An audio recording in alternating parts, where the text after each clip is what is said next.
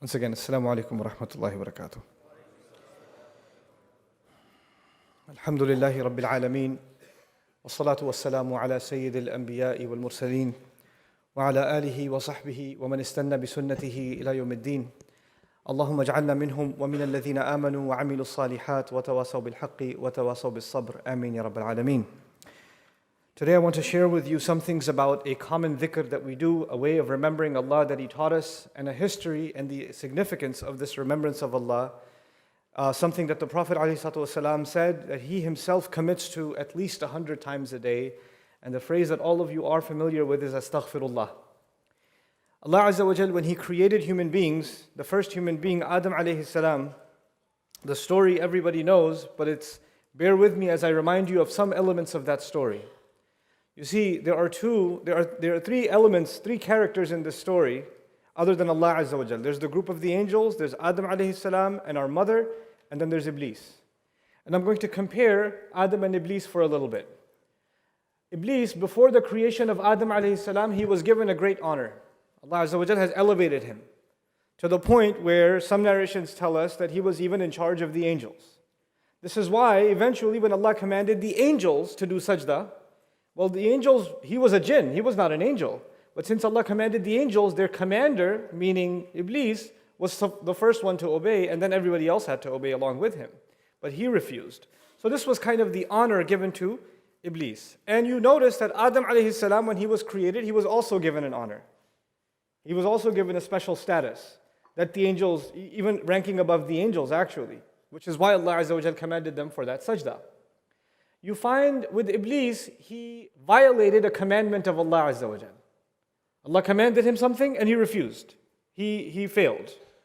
And you also find with Adam alayhi salam, Allah gave him one single commandment. Don't go near the tree. He told him and our mother, don't go near the tree. And you also find a violation. You find that they also ended up going near the tree. Both of them were honored. Both of them made a mistake. They have something in common. But what they have not in common is what happens after the mistake. What happens after the mistake? After the mistake, Iblis gives justification. He explains that it's actually not a mistake at all. I am completely logical in what I'm saying. I'm made of fire. And you can imagine also, in part of his argument, I've been around a lot longer. I'm senior to him. I have way more experience. You just created him, and he's made of dirt. What is he? He hasn't even proven himself. And I am supposed to submit myself before him? How is he getting a higher rank? I can't accept this. So he's giving a logical explanation for his disobedience to Allah Azza wa Jal. Adam alayhi salam, this is not commonly understood, but Adam alayhi salam could also give a logical explanation. You see, when Allah created Adam alayhi salam, He made an announcement to all of the angels. He told all the angels, إِنِّي جَاعِلٌ فِي الْأَرْضِ خَلِيفَةً. Surah Al-Baqarah tells us, He told all the angels, I am putting a khalifa on the earth. Allah announced to the angels from the very beginning that Adam was created for the earth. Eventually, when Adam alayhi salam ate from the tree, Allah says, now you must go down to the earth. Adam alayhi salam could turn around and say, wait a second, even before I ate from the tree, you made the announcement that I'm going to go to the earth anyway. You already told everyone, you told the angels, and this is actually what Iblis came and told him. Iblis said, by the way, you live in Jannah, you like it, right, huh? But you know what? That's not the plan for you. The announcement that was sent out, the announcement that was made is not, you're not made for Jannah right now, you're made for what? The earth. You like staying here? You like Jannah? Huh? Well, there's only two kinds of people that can stay here. Either angels or permanent residents. And you're not an angel, and you can't be a permanent resident. Guess why He doesn't want you to eat from that tree? Because anybody who eats from that tree, إِمَّا أَن تَكُونَ مَلَكَيْنِ وَإِمَّا أَن تَكُونَ مِنَ الْخَالِدِينَ. If you eat from that tree, one of two things will happen. Either you will turn into angels, or you will turn into permanent residents.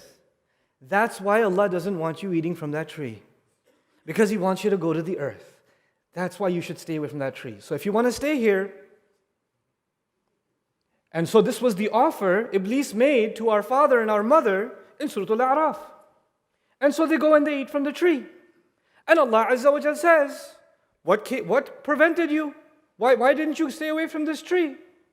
And the same way Allah asked Iblis, why did you refuse to make sajda? Allah asked Iblis, why? Why did you disobey? Allah asked Adam alayhi salam and Hawa alayhi salam, why did you disobey? Same exact thing. Why and why? Iblis gave a logical answer. Adam alayhi salam could also give a logical answer. Ya Allah, you already knew that I was going to go to the earth. This is all set up. And to this day, there are people that will come up to you and me and say, if Allah already knows what's going to happen, why is it my fault? Why is it my fault? Adam alayhi salam could have been the first human being who asked that question. Allah already knew I was going to go to the earth. It's not my fault. But instead, Adam alayhi salam, and by the way, that would have been a very logical question. No doubt, would have been a logical question. But Adam alayhi salam made a very important decision for all of us. He made a decision, and our mother made a decision, that instead of thinking that Allah tricked them, by the way, that's literally what Iblis says, you made me slip.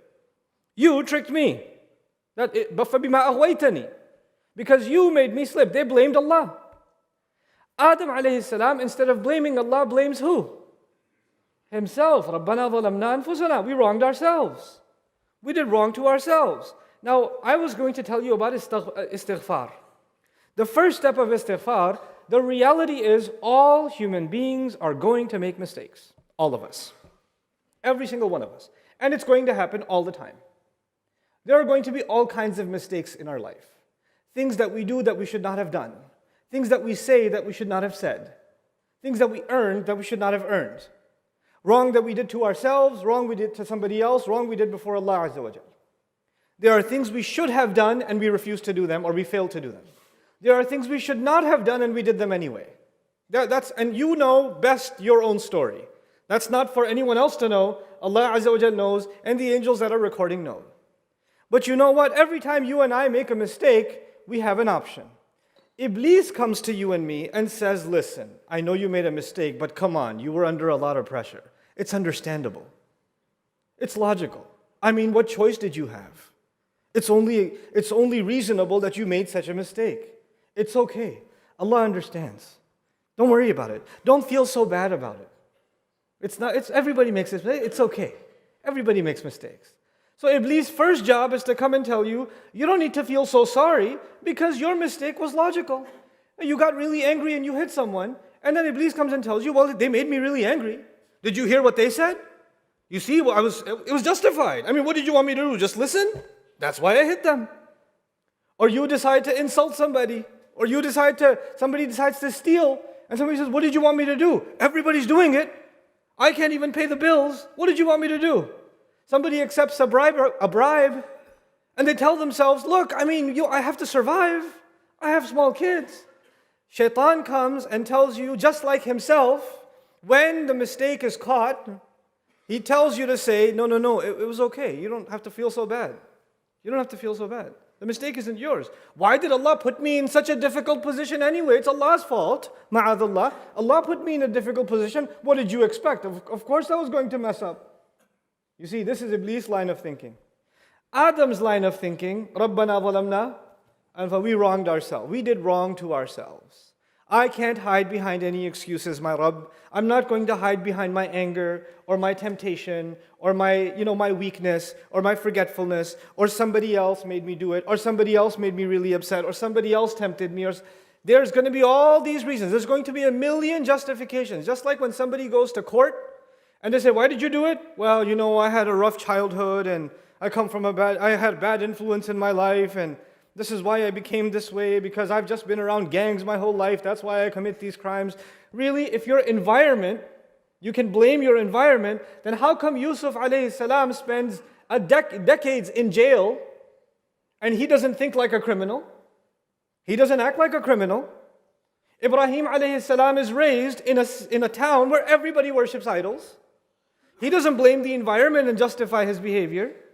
He stands up for the truth. What is Allah teaching us? Every human being, al-insan ala nafsihi basira walau alqa ma'adhira. The human being is very clear view of his own self, even though he comes up with lots of excuses. Human beings are very good at making excuses, and where do the excuses come from? Iblis. Because there's one thing Iblis does not want. He does not want you to say with your heart, astaghfirullah. He does not want that. Because once Adam alayhi salam was sent to the earth, this is why I started with Adam alayhi salam. When Adam alayhi salam was sent to the earth, Allah told him, فَإِمَّا يَأْتِيَنَّكُم مِّنِّي هُدًى فَمَنْ تَبِعَ هُدَايَ فَلَا خَوْفٌ عَلَيْهِمْ وَلَا هُمْ يَحْزَنُونَ. Now that I'm sending you to the earth, you will need guidance. You will need guidance. And whoever follows my guidance, they won't have to worry, they won't have fear, they won't have sadness. So basically, Allah told Adam alayhi salam that when he comes to the earth, Allah will give him what? Guidance. Now please listen to this carefully. This is what it has to do with astaghfirullah. The first guidance Allah sent to this earth.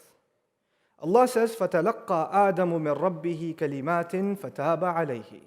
Allah gave Adam alayhi salam words by means of which he turned back to Allah asking for his forgiveness. Asking for Allah's forgiveness was the first guidance given to humanity. That was guidance number one. Before any other teaching, before anything Allah taught us about halal and haram, before anything Allah taught us about remembering Allah in different ways, before anything Allah taught us about the gratitude of Allah and the perfection of Allah, the first thing Allah taught humanity was seek Allah's forgiveness. And you know what? That's how the story of humanity started, by seeking Allah's forgiveness. Where does the story of humanity end? On Judgment Day, isn't it? And on Judgment Day, believers are trying to make their way towards Jannah. And they haven't made it to Jannah yet. They haven't made it yet. Some people had a lot of faith, so they have a lot of light coming out of their chest and their right hand. And some people have a little bit of faith, so they have a little bit of light coming out of their chest and their right hand. And if you have a lot of light, you know where to go. If you have a little bit of light, you can only take one step at a time. And people are inching towards Jannah, trying to make it to Jannah. And what do they say? This is the last dua human beings will ever make. This is the last dua human beings will ever make. In Surah Al-Tahrim, رَبَّنَا أَتْمِمْ لَنَا نُورَنَا وَاغْفِرْ لَنَا. Master, please complete our light. Let this light, this battery not run out until we make it to the gates of Jannah. And forgive us. Forgive us. The first guidance, the first dua was what? Forgiveness. And the last dua for all humanity is what? Forgive us. The guidance of Allah begins and ends with seeking forgiveness. And seeking, this astaghfirullah is not something small. It's not a small reason that Rasulullah sallallahu alayhi wasallam asked istighfar of Allah 100 times. We'll solve that problem in a second. Why is Rasulullah sallallahu alayhi wasallam asking for Allah's forgiveness? We know that prophets are free of sin. And on top of that, Allah describes him, as I told you before, as a brilliant sun, flawless. So why is he asking for forgiveness if he hasn't even made any sins? You see, Allah Azza wa Jal will give us the reasons for which istighfar isn't just about doing a sin. Istighfar is about not doing enough. Istighfar is also about not doing enough. No human being should ever feel about themselves that they have done enough for Allah. They have always fallen short. For what Allah gave them, they can never give back. And so they ask Allah's forgiveness for their own shortcomings. You know, Ibrahim alayhi salam built the Kaaba. And when he built the Kaaba, after all those tests, I told you about that before. After all those tests, and when he was building the Kaaba, he said, وَتُبْ عَلَيْنَا, please accept our tawbah. Please forgive us. Why is he asking for forgiveness? Because as I'm putting one brick of the Kaaba on top of the other, I pray that this is good enough. I pray my salah is good enough. I pray my dua is good enough. Because my dua may not be perfect. My salah may not be perfect. My qira'ah of Quran may not be perfect. Even when we do good deeds, those good deeds, are they perfect? No. And so because they're not perfect, what will complete, there's a gap. And that gap can only be filled by what words? Astaghfirullah. Astaghfirullah. Our ibadah will always be incomplete without istighfar to Allah Azza wa Jalla. We finish the salah, what's the masnoon dhikr to do? We finish the salah, the first thing we do is what? Astaghfirullah. You would think, normally, if you do something bad, you say astaghfirullah.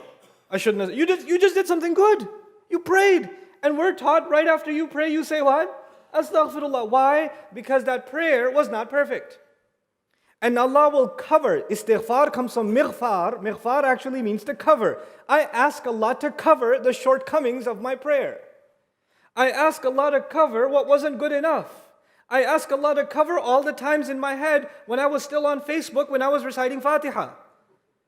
When I was in ruku' staring at the carpet and it looked like a face is looking back at me. I'm making istighfar for all the things that I didn't do well. When I rushed through the wudu, and I didn't really pay attention. When I was in the middle of a conversation and somebody asked me, hey, where did you put the keys? Allahu Akbar, and they're on the dresser. In my head, I'm still answering their question, but I'm reciting Subhanakallahumma astaghfirullah. Astaghfirullah. My good deed wasn't good enough, so astaghfirullah. So this is the story of istighfar. We have to admit that we don't do well enough, and that even our good deeds need covering. We cannot become confident. Some people, the Prophet ﷺ said that for one letter of reciting Quran, you get 10 good deeds. You get 10 good deeds. And sometimes there are different adhkar that are mentioned, or different deeds that are mentioned, like salah and jama'ah counts 27 times more, right? So there are multiplications. I've met some people that like to do these calculations. Today, 50,000 times this, and I think I caught Laylatul Qadr, so that's like 83, years, Alf Shahr, so that's 83 years, and I've got this I'm doing pretty good. Doesn't matter how many calculations you do, it's still going to be not good enough. And the only thing that will cover it is istighfar. That's the one part. What's one part of istighfar? What's the other part of istighfar? That's the scarier part. When some people become impressed, I remind myself of this, I remind you of all of you of this. When some people become impressed with their own good deeds, then they are following the footsteps of shaitan. And it doesn't matter if those are prayers, and it doesn't matter if that's hajj, and it doesn't matter if it's anything else. If you yourself are impressed with the good that you have done, you're impressed with how patient you are, you're impressed with how kind you are, you're impressed with how much you pray, you are impressed with how much you recite. When you become impressed with yourself, the door of istighfar is closed. Even if you say astaghfirullah, you don't mean it. Because you think it's perfect, you're perfect already. So those are just words, they don't mean anything. The istighfar means nothing if it's not coming from the heart. If you don't acknowledge, and I don't acknowledge that we are flawed, that what we do is not good enough. One time Ali radiallahu anhu was passing by someone who was saying, astaghfirullah, astaghfirullah, astaghfirullah, astaghfirullah, astaghfirullah, and he said, your istighfar needs istighfar.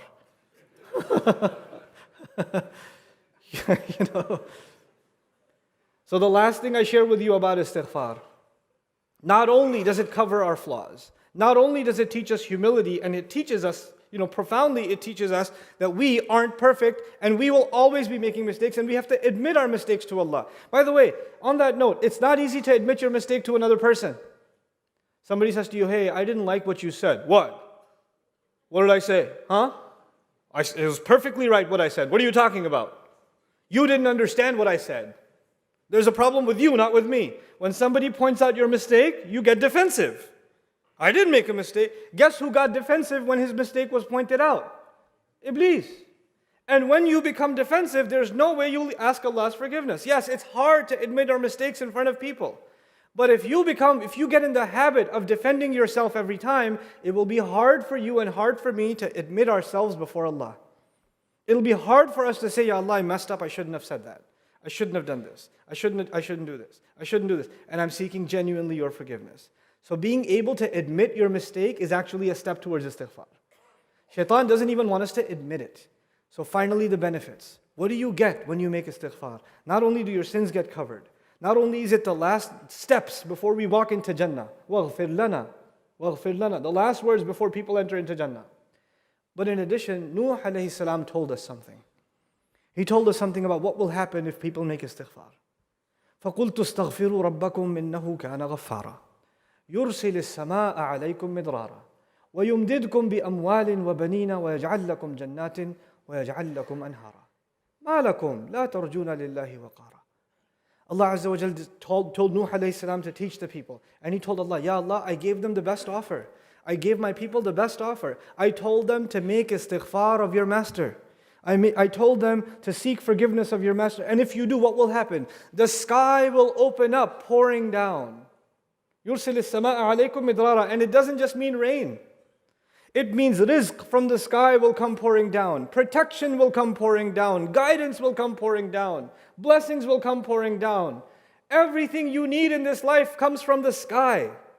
And the sky will open up for you only because you're making what? Istighfar. يُرْسِلِ السَّمَاءَ عَلَيْكُمْ مِدْرَارًا وَيُمْدِدْكُمْ. And He will extend for you. بِأَمْوَالٍ وَبَنِينَ. He will give you more and more money. He will give you more and more children. And yumdidkum doesn't mean yazidkum, meaning He'll give you more children, more money. But even if you have a little bit of money, it will go very far. And if you have just a child, or your child is not, you don't have many kids, the good they do will go very far. Yumdidkum, meaning your good deeds will continue through your money. Allah will make your money work for your dunya, and Allah will make your children work for your dunya, and He will make your money and your children work for your akhirah only because you made istighfar. Yumdidkum bi amwalin wa banin.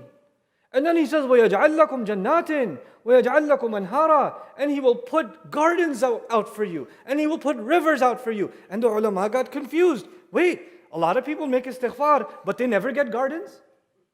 They never get rivers? But Quran says if you make istighfar, you will get gardens and you will get rivers. It's completely logical. Even if you have 100 rand and you're a person of istighfar, that 100 will do more good for you than 1,000,000 would have done for you. If you have a sick child, and you make istighfar, the good that will come from that sick child will be better than 10 sons that were strong and started businesses and became millionaires and became your backbone. That will be better for you because you're a person of istighfar. And when will you see those gardens? And when will you see those rivers? When you come back to Allah, you will see the gates open and gardens and rivers waiting for you. وَيَجْعَلْ لَكُمْ جَنَّاتٍ وَيَجْعَلْ لَكُمْ أَنْهَارًا مَا لَكُمْ. What is wrong with you? Nuh alayhi salam told his people, what is wrong with you? لَا تَرْجُونَ لِلَّهِ وَقَارًا. You're not hoping for Allah to dignify you? Why don't you want Allah to honor you? Why don't you want Allah to bless you? Allah Azza wa Jal will honor you when you become people of istighfar. And this is my last comment to you. When somebody asks for forgiveness, if I came to somebody and said, I'm sorry I said that, I made a mistake, and somebody admits their crime before a judge, somebody admits sometimes the politicians make a mistake and they have to do a press release.